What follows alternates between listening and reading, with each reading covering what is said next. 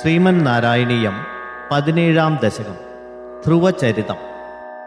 उत्तानपादनृपतेर्मनुनन्दनस्य जाया बभूव सुरुचिर्नितरामभीष्टा अन्यासु नीतिरिति भर्तुरनादृता सा त्वामेव नित्यमगति शरणं गदाभूत्.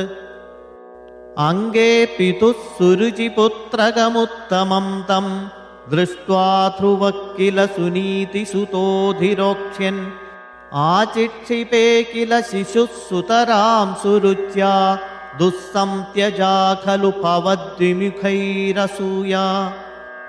त्वन्मोहिते पितरि पश्यति दारवश्ये दूरं दुरुक्ति निहत सगतो निजाम्बां सापि स्वकर्मगति संतरणाय पुंसां त्वत्पादमेव शरणं शिशवे शशंस.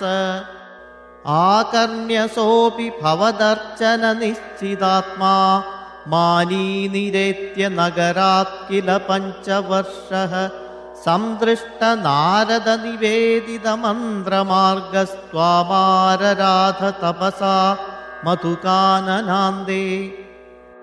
ताते विषण्णहृदये नगरीं गतेन श्रीनारदेन परिसान्वितचित्तवृत्तौ बालस्त्वदर्पितमनाक्रमवर्धितेन निन्ये कठोरतपसा किल पञ्चमासान्.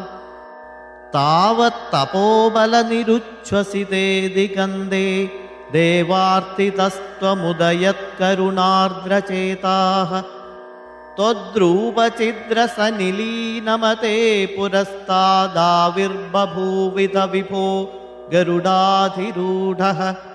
त्वद्दर्शनप्रमदभारतरङ्गितं तं दृग्भ्यां निमग्नमिव रूपरसायनेते तुष्टूषमाणम् अवगम्य कपोलदेशे संस्पृष्टवानसि दरेण तदादरेण.